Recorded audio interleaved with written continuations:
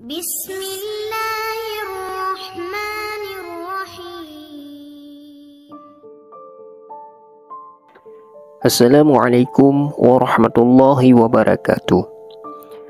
Imam Al-Ghazali, beliau lahir di Khurasan yang ada di Iran, bertepatan pada 450 Hijriah atau 1058 Masehi, dan beliau meninggal pada 14 Jumadil Akhir 505 Hijriah.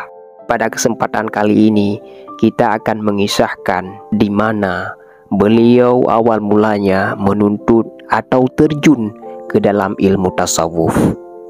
Kisahnya dimulai di saat Imam Al-Ghazali pada saat itu sudah menjadi seorang ulama yang terkenal. Bahkan kedudukannya pada saat itu dia sudah menjadi seorang rektor di Al-Nidhaf atau Al-Nidhamiyah, yaitu sebuah fakultas pertama yang ada di dunia, yang tepatnya ada di Baghdad sana.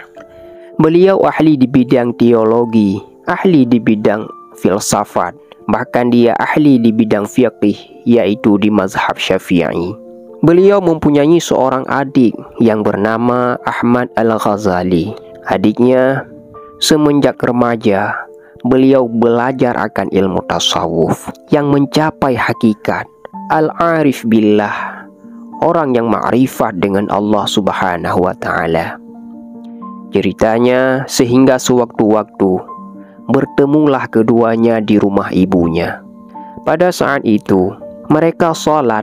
Pada saat itu yang menjadi imam adalah Imam Al-Ghazali, sedangkan yang menjadi makmum adalah adiknya yang bernama Ahmad Al-Ghazali tersebut.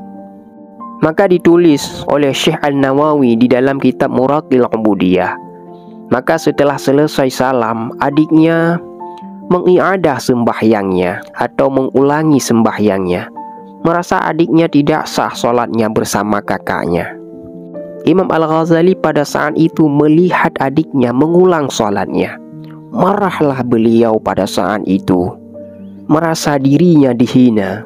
Maka pada saat itu mengadulah beliau Imam Al-Ghazali kepada ibunya.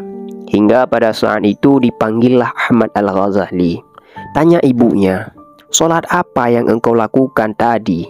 Hingga beliau menjawab, "Aku sholat i'adah. Aku tidak merasa sah diimami kakakku."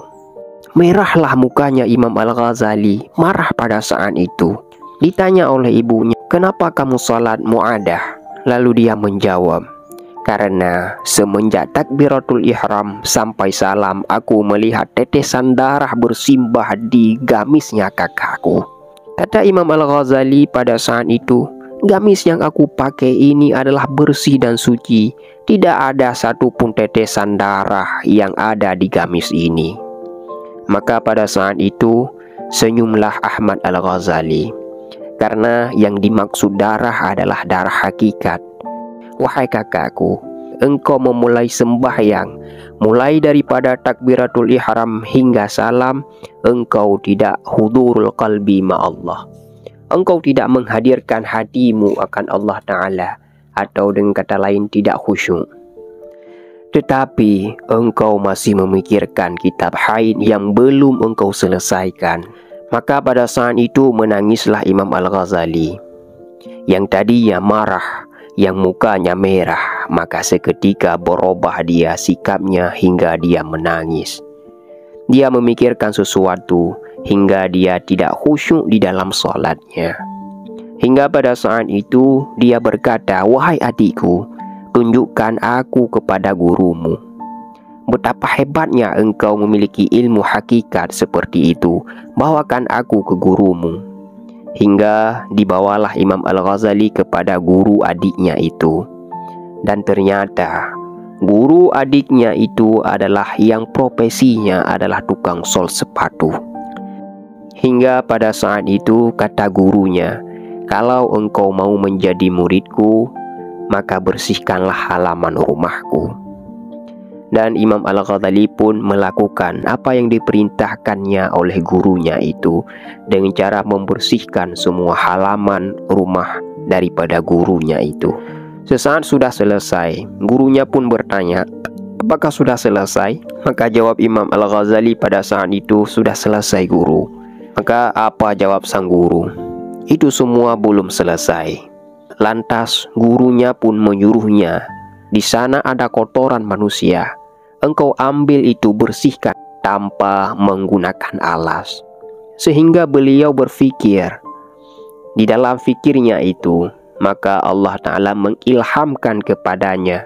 Maka dia berfikir, dulu gagalnya iblis, disuruh sujud ke Adam, yang dilihat adalah Adamnya, bukan yang melihat siapa yang menyuruhnya atau memerintahkannya. Sadar beliau pada saat itu, hingga saat beliau ingin mengambil kotoran itu, sebelum sampai tangannya menyentuh kotoran itu, langsung di-stop oleh gurunya.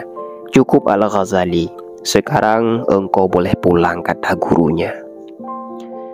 Inilah guru pertamanya yang mengajarkan membersihkan hatinya, karena biasanya kita bertambah ilmu, mungkin kita bertambah sombong.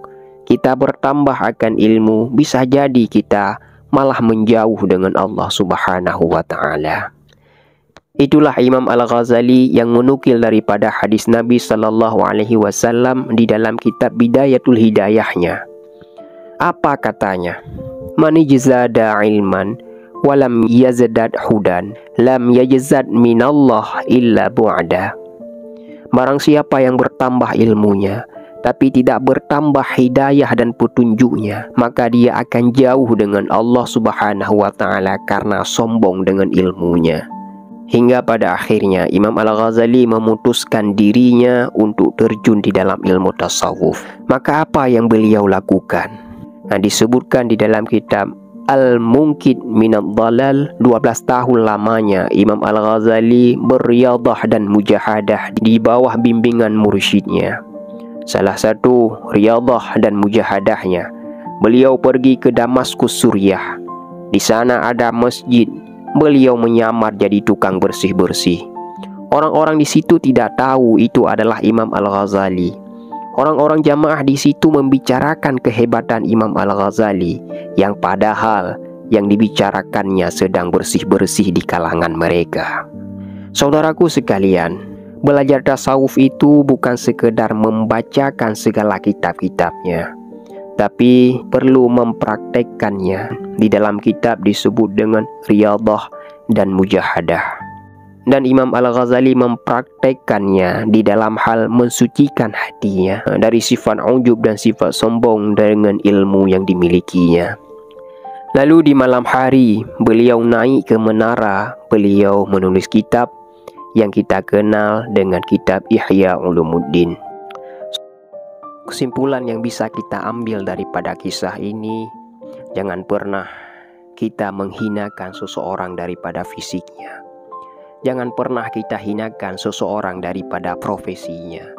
Juga jangan pernah kita hinakan orang daripada hartanya.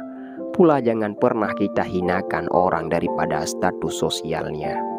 Karena kita tidak pernah tahu hakikat daripada seseorang. Mungkin saja orang yang kita hina itu terlebih baik di sisi Allah Subhanahu wa Ta'ala.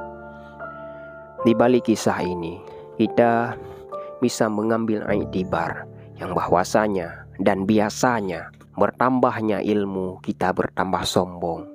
Bahkan bertambahnya ilmu kita mungkin saja malah menjauh kepada Allah Subhanahu wa Ta'ala. Akhirul kalam, hasbunallah wa ni'mal wakil, ni'mal maula wa ni'man nasir, wahdinas siratal mustaqim.